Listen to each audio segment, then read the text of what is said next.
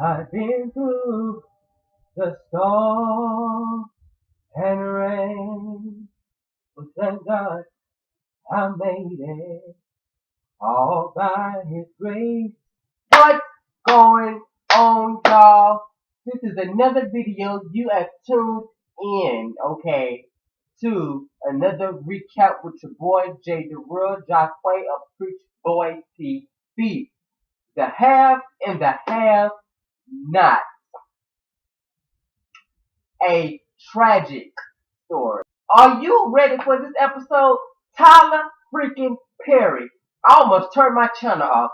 You play too much. Just when we thought that we had everything figured out, here comes Tyler Perry with his behind just switching the whole thing around. Jeffrey hugs Wyatt. Veronica checks Celine. Celine ass gets fired. Judge Cry gets a taste of reality. Jim Cry runs into the crazy black bus driver who is at a hard day's work on welfare trying to pay her bill. Trying to make ends meet.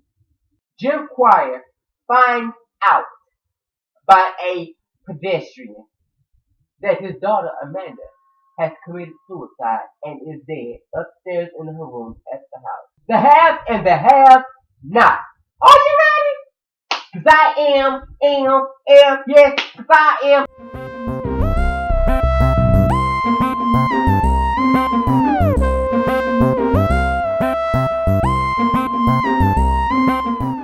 Did y'all catch? Tyler Perry changed the whole little introductory around, so all the new photos that they took for this season are now up, and Amanda is not in them. Tonight was Amanda's last episode, but tonight is not her last time. The last time we talk about her. Your boy's gonna be doing this review, right? In his BED, his bed. Guess what? That's where we found Amanda. Dead to the bed. Jim Cryer is on the bus. And it's not, cause you know, Candace's ass is petty as hell. I think she put maybe $1.25 on that bus cord and gave it to Jim. And I guess he must have took like 3 bucks and paid the transfer pass. He is not only out of money, loses his card, and he travels the bus all day until the lady end of the route where it's time for her to go to the transit station. So he's talking to her, he's like, what's going on? She's like, get off my bus. I need to go. This is the end of the road. I need to get to whatever street he's trying to get to on the other side. And the man was like, ma'am, do you know how, he's like, sir, do you know how long you are? He's like, I was told to get on this bus, and this bus would take me to my office. And she's like, no, this bus not take you to the office. You have to take 4 and 7 to get to where you need to go. He's like, well, can I use your phone? She's like, no. He's like, I need to use your phone. Like, do you know who I am? And she's like, I don't care who you are. He's like, I'm Jim Cryer. I'm running for government. She said, hey, I'm Diana Ross. I was like, Jim Cryer, she is not playing with you at all. This is not the day to be playing with. This is not the day to be throwing your name around because these people in the hood do not give a damn about you, okay? At all. So if you throwing around your name and your status, they don't care. It does not faze them, and they don't even know you like that. Especially you probably locked her Annie up, her cousin LaQuisha, Nene, and whoever else. So they really don't give 2 FPCKs about you. Catherine Cryer and the Harrisons arrive back at the Cryer's residence where Amanda is. Cryer comes in all distraught, her trying to find out what's going on, and baby Celine is over it. Celine is ready to go. Celine says, you know what, this bitch got shot. I'm off the clock. I'm not working no more. Celine's just over the whole situation. She's acting stunned. I mean, she's just acting very, very disrespectful. So, guess what? Veronica sits her down, calms her down, and asks Celine politely to go, can you please give her some water? Celine sat her old Hispanic ass on the chair and did not move. So, Veronica turns around like, Celine, didn't I ask you to get Catherine some water? And she's like, I don't work for you. And meant to sit back down. So, Veronica says to my bitch, you are the help in this house. You are a worker in this house. get your ass up and get some motherfucking water. Baby Celine was not having it at all. Celine got her ass up like she was gonna get up, repositioned herself and sat back and gave Veronica like, bitch, try me. I'm not getting up, like I said. So Veronica's like, you know what? Okay. She's like, this is not the moment for me to act no damn fool. So Veronica said, went and got the water and brought it up. Yeah. Meanwhile, David goes over to Wyatt to kind of comfort him because they have been friends for a long time and things like that. Goes to comfort him. He's like, Wyatt, are you okay? And Wyatt just acting a plumb bitch. He was on bitch nativity through this whole episode, and I was here. I was here for it, and I was here for the reaction Catherine gave them. Catherine was over it. She was pissed off. She was over Celine. She was over Jim. She was over Wyatt. And whoever else come past her way, she was over it, so you was going to get it compared to Catherine. But anyway, Wyatt breaks down after talking to David. Sister Hannah is the only person who ended up calming him down like David. I mean, Wyatt. We're all here. But I need you to calm. We all calm down. He calms down and just breaks the hell down. But guess who was him? Guess who goes over there and comforts him? You guessed it. Jeffrey brings his ass over there and hugs him and caresses him. And you already know, once Veronica gets back from there getting the water from my kitchen, she catches him and gives him a devilish look. If you don't get up off him, if you don't get off him right now. And she's like, Jeffrey, that's why needs to sit down, let him sit down. Jeffrey looks at his mom, give her this look, and just, I'm like, bitch, you better give your mama some attitude. I was like, Lord have mercy. He just don't know. I just had to give her like,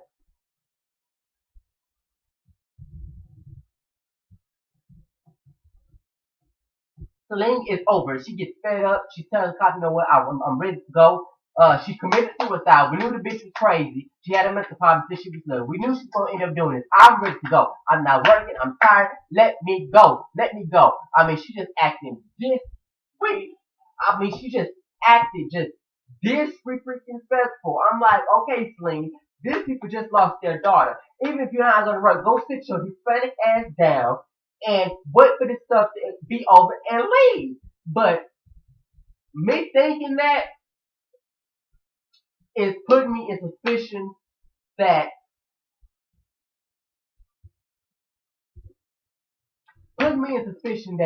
Celine knows some shit. Celine has something to do with it, or Celine because I'm not understanding, bitch. You've been working for this family for years. You practically raised those children. You know their all whereabouts. So, with you not being sympathetic to the point that they lost their child, whether she was crazy or not, leads me to the fact that either you have something to do with it, you're an evil ass bitch, or you know something. And you know what? Catherine was over it. She was tired of it. She wasn't him for Celine ass. So what she did,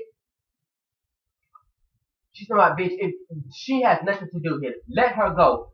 Even Veronica's like, I'm tired of this bitch. Like, there are more degrees in this house than a thermometer. If you don't have any questions to ask her, she don't have nothing to do with it. She can go. Or Catherine's like, get that bitch out of my house. Get her out. I'm tired of it. Get that bitch out of my house. Catherine throws a fucking bait at Celine, and bitch, Celine was like, you see that? You see that? I'm filing charges. I was like, get that bitch the fuck out of my house. Get her out of my house so that bitch be somewhere fighting for her life, and I see freaking you. She gonna be somewhere in the Chattanooga River playing with me. Ain't no way in here, bitch, you finna be working for me. You get a paycheck from me. And you're in my house being sympathetic and acting like a bitch at the time that you do not matter. Bitch, get the fuck out of my house. Go. Bye. Dismiss. Pow. Here come White, jumping rock, trying to get all rah-rah, like he just got some balls. So he gets up like, Yeah, mother. Now you want to speak up. Now you want to act crazy. Now you want to do this. Now you want to do that. And when she's like, "White, go sit your ass down. Stop. Go sit down." Catherine walks over to Wyatt and slaps the dog piss out of him. I was like, "You better go in, Catherine." Catherine slapped his ass a good 3 more motherfucking times. Set his ass straight. Slap him for every time he opened his mouth and disrespect you. Slap him for every time y'all had to get his ass out of trouble. Slap him for every time you just felt like slapping his ass. Slap his ass and get him the hell on out of there. Sit his ass down. Because this is not no time to be acting a damn fool. Get his ass out of here. Catherine is not here for nobody but you. If you even look like you want to say something, that bitch is going to get you together. Catherine is with Hannah. Remind you, Catherine has not seen Amanda, and she really don't know for sure if she's there. So she's asking Hannah, like, I need to go see my child. She's like, they're doing an investigation. They not let you up there at this time. She's like, oh my God, is my baby really dead? Is it really her? She's like, and Hannah starts to boo hoo and starts crying. She's like, yes, it's her. She's like, did you find her dead? Is it her? She's like, yes. So is this true? She's like, yes, it's true. And Hannah breaks down. I mean, just lets it all still in the ghetto with Jim. He arrives at this parking lot, this vacant parking lot with a couple of cars, and he runs up on this black man on his phone, and he walks up to me like, "Sir, can I use your phone?" He's like, "Why the fuck would you ask me to use my phone when I'm on the phone? You just gonna interrupt me like that? Like, no, you're gonna steal my phone?" And Judge Cryer is like, "No, I just need to make a phone call." He turns around, hangs up the phone. It's like, I know you from somewhere. You that judge? She's like, yes, I'm Judge Jim Cryer. I'm like, you locked my brother up and begin to choke him out and chokes him. He's in the hood, so I'm pretty sure that eventually somebody is gonna choke his ass. But anyway, this old lady comes out. It's like, son, stop it! You stop it right now! You have some self control. You have some self respect. You do not act like that. Who's your parent? He flees, and he's like, thank you. She's like, what are you doing around here? You don't belong around here. You're not allowed over here. He's like, man, can I use your phone? He's like, sir, I don't have it phone. He's like, well, can you give me a ride? He's like, I don't think I can do this. So he slowly talks to her. He finally gets in the car and she gives him a ride. They're riding in the car, down, getting ready to go to the campaign. She's like, you don't want me to drop you off at home? And he's like, no, I have to make an announcement, so I need to get to where I need to go to. And she's like, you might want to go home. Basically throwing him out there like, you really need to go home. Forget campaign up. Ain't nobody there. Ain't nobody looking forward to him right now. You need to go home. She keeps throwing around him. He still is not catching on at all. She's like, you sure you don't want to go home? He's like, ma'am, I do not need to go home. She's like, I don't know why you want to go to the campaign office anyway. Nobody's there. He's like, what you mean nobody's there? He's like, you haven't heard? And he's like, no, everybody's back at your house. He's like, why is everybody back at my house? He's like, do you need me to take you home now? He's like, yeah. He's like, are you okay? He's like, yeah, I just missed the campaign. He's like, no, you sure? And she's like, you haven't heard? It's all over the news. And she's like, what? He's like, what's all over the news? What's going on? He's like, you haven't heard about your daughter? He's like, what about my daughter? And she's like, oh my God, you don't know? He's like, he's still looking lost. She's like, your daughter was found dead or commit suicide. And he stuns the fuck out. He blanks out. I was like, I know y'all did not have this man found. Everybody in the world knows this man's daughter is dead. You don't know. We back at the Cry's house. He gets to the Cry's house. Back at home. I mean, the press conference, every news correspondent in the ATL is there. All kinds of people are there in front of his house. The cop keeping everybody control. He rolls up at his house. The police is outside. The ambulance is outside. Officers outside. And then the coroner is outside. They still investigating. They're getting ready to take the body out. He walks up and get off the car and says, you look at Celine, it's like she's not showing no emotion. She's looking at him like stunned. Is this true, Celine? He walks in the house, looks, and then he meets David at the door. And he's like, David, look me in my eyes. Is this true? Is my daughter dead? And he's like, David's like, I'm sorry, Jeff. And he breaks down. It's like a little brotherly love moment. I was like, my Lord, pray for the my Lord. R.I.P. Oh, man, good. It's just like, oh my Lord. Like, oh my God. So we back at the hotel with Candace and Benny. He's out there talking about, he's still trying to find out where she gets this stuff from. And she's like, I passed the bar. He's like, why didn't you tell me you passed the bar? I passed it months ago. I just didn't tell nobody. I got a job there, took care of me and gave me a bonus. I got a job with the best law firm. Basically, really just lying to her brother's face. Somebody who cared about you, you have to be one big bastard. Lie to your brother who gives a damn about you, and to lie to your best friend about money that you do not even think about the amount of money that you got, and you need to give him at least half of it. You gave him $100,000 aside to say you had $400,000. So I'm like, girl, you devious. Like you gonna now that you're stabbing your friends in the back, and you already committing karma. And karma's gonna beat the fuck out of Candace. I mean, she's playing over too many people, and playing over people who care about her. That's the T on that. Beanie was not taking it, but anyway, Beanie's talking to her about she wants to buy Beanie something, and Beanie's thinking about asking her to pay for some more truck, and wants to talk about the business. Business that we said that's not done with that competition, so the competition is out. So there's a couple of trucks he's bragging about making 17 truck tolls, and he basically that's what he for this. I think it's what he said he made $800. So 17 divided by 800 is around 46, 47. Estimate 46 and 47 for each truck. And I'm like, and she's like, okay. You know what? She lied to her. He leaves. Make sure she's protected in jet. Back at the Crow's house, while he's sitting down, and Catherine is like, bitch, like, I told you to have her in it. It's your fault. She loses it, goes over to Jim and chokes the dog shit out of him. So they basically have to escort Catherine out and take her in the kitchen.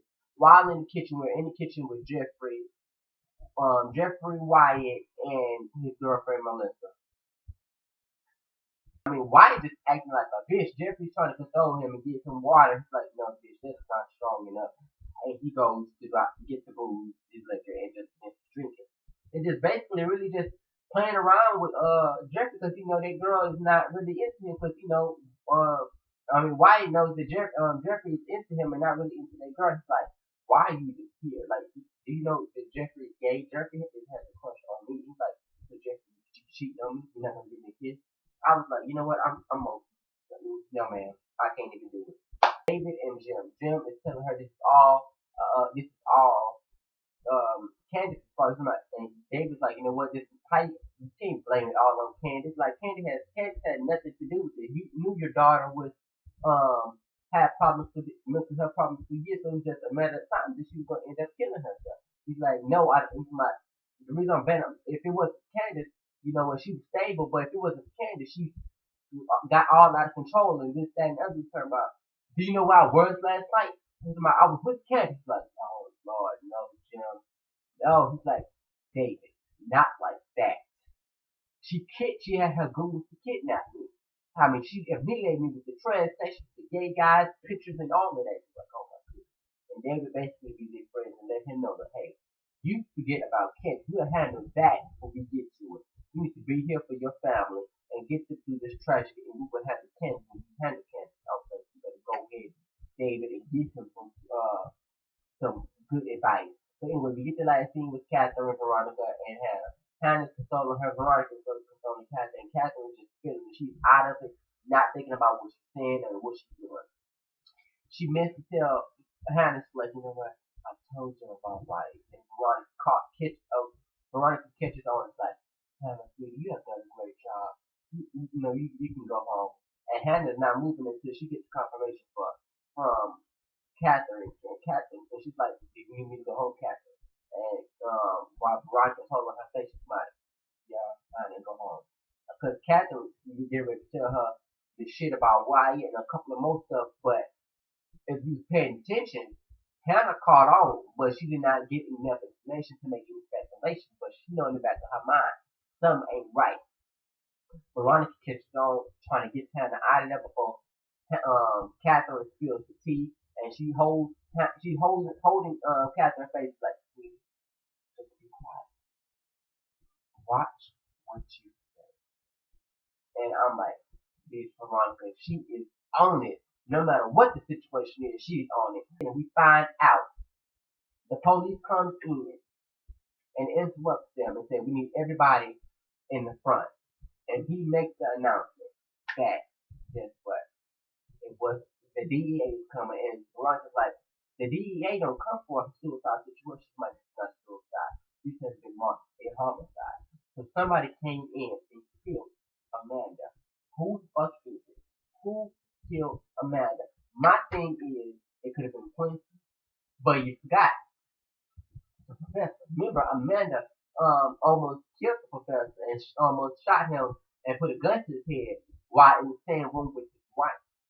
And remember, she stabbed him, and we thought he was dead, or we didn't hear nothing about him. But after Candace lied to her Benny, she called the professor. The professor will show back up. So do you think that the professor shot Amanda?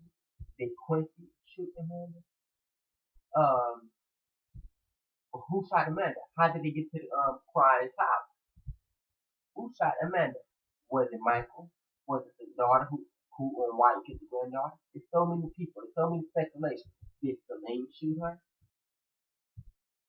Who did? Stay tuned next week. Have and have not. We kept J.DAREL. Remember to like, comment, and